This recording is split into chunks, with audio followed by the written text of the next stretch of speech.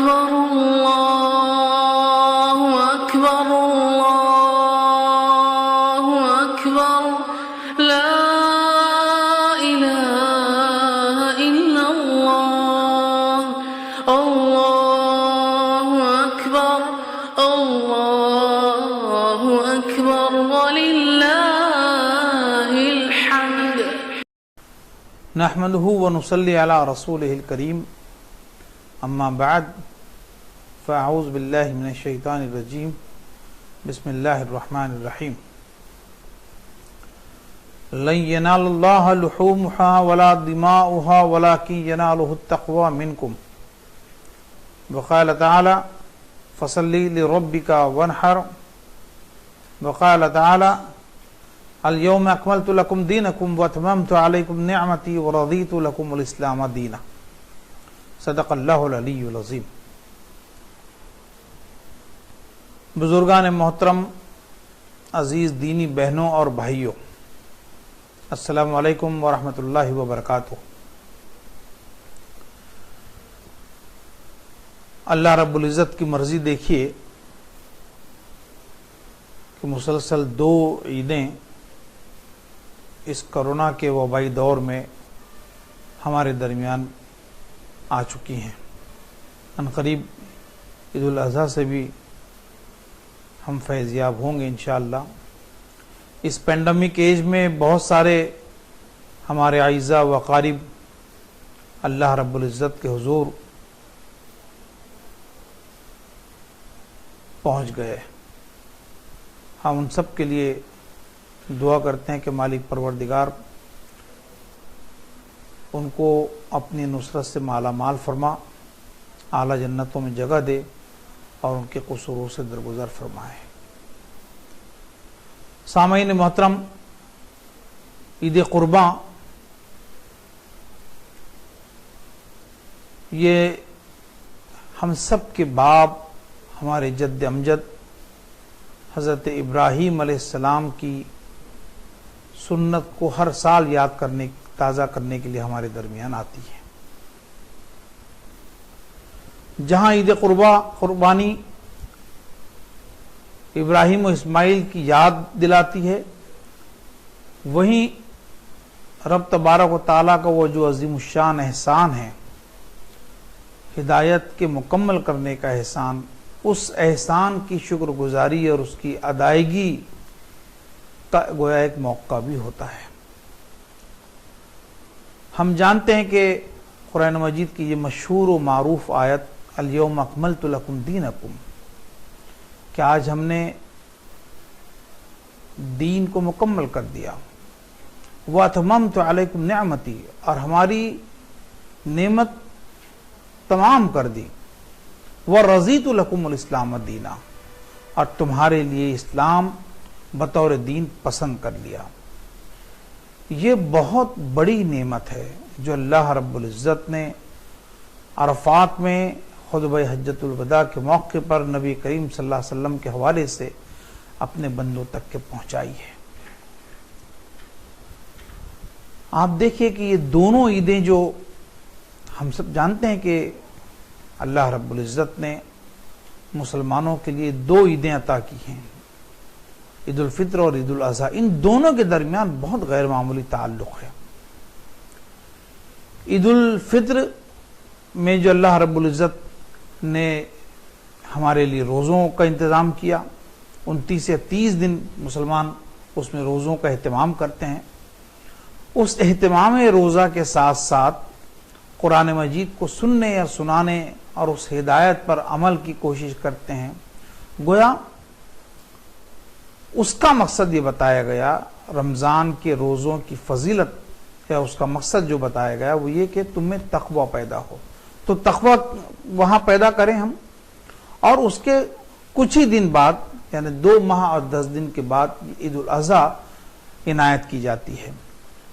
اور یہاں ہدایت کے بالکل ایک دوسرے پہلو کی طرف اللہ رب العزت نے اشارہ فرمایا ہے، اور ایک بالکل دوسرا پہلو ہے، وہ یہ کہ رمضان المبارک میں عید الفطر کے عنوان سے آدمی تقوی پیدا کرے، اور جو کچھ تقوی اس نے پیدا کیا ہے جو پرہیزگاری اس نے اختیار کی ہے، اب وہ اپنی عملی زندگی میں مکمل اسلام کو فالو کرنے کے لیے، اس پورے اسلام کو لوگوں تک کے پہنچانے کے لیے وہ قربانی دینا شروع کرے، اس میں قربانی کا جذبہ پیدا ہو، سیکریفائس کرنے کی عادت اس میں پیدا ہو۔ اور صحیح بات یہ ہے عزیز دوستو اور محترم بہنوں کہ قربانی کے بغیر ایک اچھے انسان کا تصور نہیں کیا جا سکتا۔ ساری کائنات کو ہم دیکھ لیں، ساری کائنات قربانی کے فارمولے پر چل رہی ہے۔ اللہ رب العزت بھی اپنے بندوں سے یہی بات چاہتا ہے۔ ہر سال عید الاضحیٰ ہمارے درمیان آتی ہے اور کئی پیغامات ہمیں دے کر کے رخصت ہو جاتی ہے، جس میں بہت بنیادی بات حضرت ابراہیم علیہ السلام کی سیرت کے وہ انوکھے پہلو ہیں، وہ روشن پہلو ہیں کہ جو بالعموم ہماری نظروں سے اوجھل ہوتے ہیں۔ ہم اپنے جانور کی گردن پر چھری ضرور رکھ دیتے ہیں، لیکن اس بات کی طرف نہیں پہنچ پاتے، یا اس بات تک ہم نہیں پہنچ پاتے کہ آخر ہم یہ کیوں کر رہے ہیں۔ حضرت ابراہیم علیہ السلام کی جو ولولہ انگیز مکمل زندگی ہے، تقریباً 1 صدی پر مشتمل آپ کی زندگی ہے، جس میں آپ نے شرک پر بند باندھنے کی کوشش کی، اقتدار وقت یعنی نمرود کے دربار میں اسلام کی دعوت کو دیا، اور پھر اس کے پاداش میں جو شرک کے اوپر آپ نے بند باندھنے کی کوشش کی، اس کے پاداش میں آپ کو نظر آتش کیا گیا، سراپا آپ کو آگ میں ڈالا گیا، پھر مسلسل قربانیاں چلتی رہی، پھر آپ اپنے وطن معروف کو چھوڑ کر کے شام کی طرف آپ نے ہجرت کی۔ عمر کے 90 سال میں بڑی دعاؤں کے طفیل رب تبارک و تعالی نے حضرت ابراہیم علیہ السلام کو سیدنا اسماعیل کی صورت میں ایک بیٹا عنایت کیا۔ اس بیٹے کی عنایت کرنے کے بعد یہ حکم ہوتا ہے کہ اپنے شیر خوار بچے کو لے جا کر کے مکے کے وادی غیر ذی زرع میں لے جا کر کے چھوڑ دو۔ اپنی اہلیہ محترمہ ہماری ماں سیدہ ہاجرہ اور بیٹے، ان دونوں کو وہاں پر آپ لے جا کر کے چھوڑتے ہیں۔ سوچ کے دیکھیے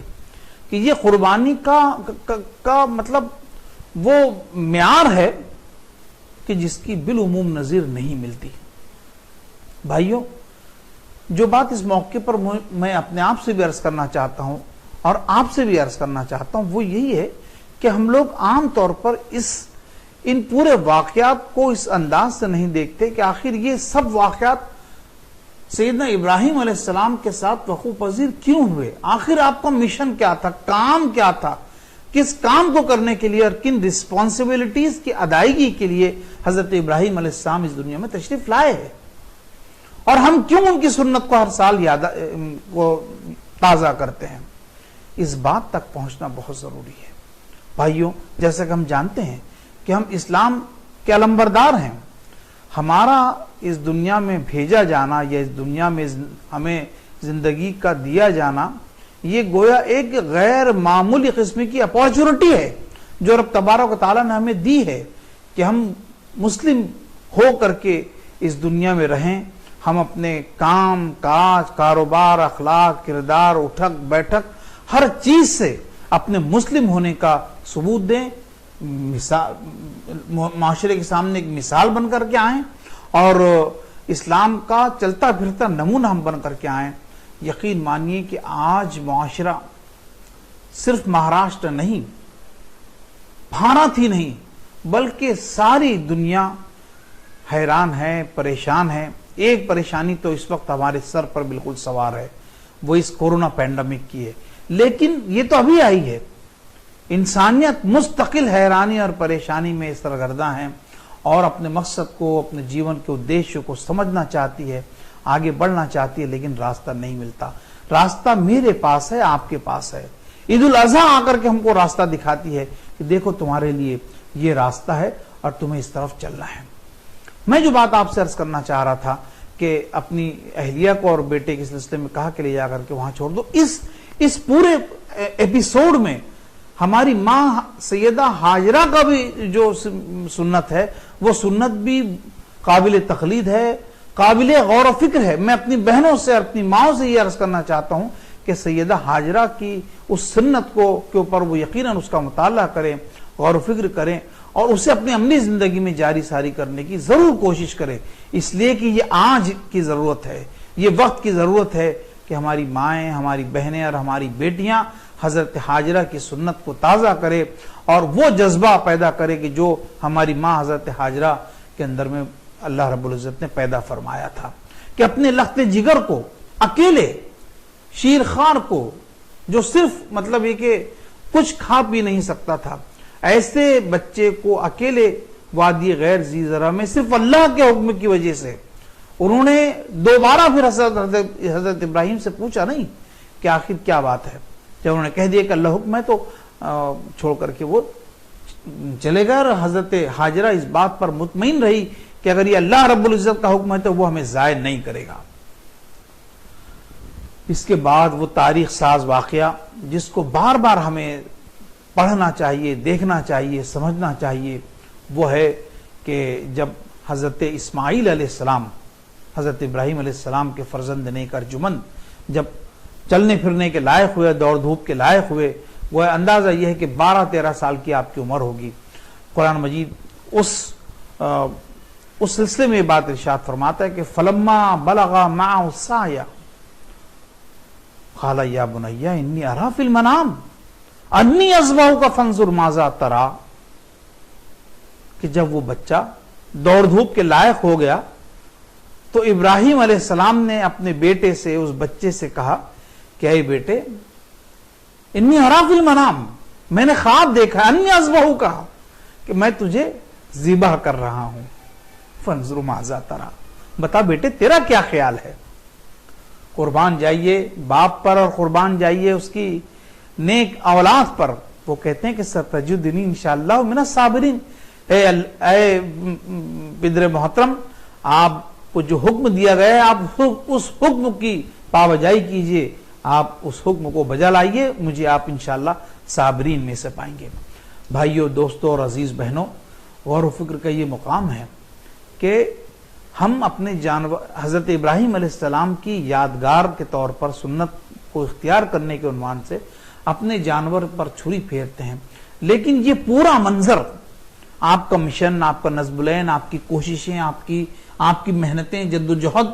حضرت ہاجرہ کی بھی، حضرت ابراہیم علیہ السلام کی بھی، اور سیدنا اسماعیل علیہ السلام کی بھی، ان کو ہمارے پیش نظر بالعموم نہیں ہوتا۔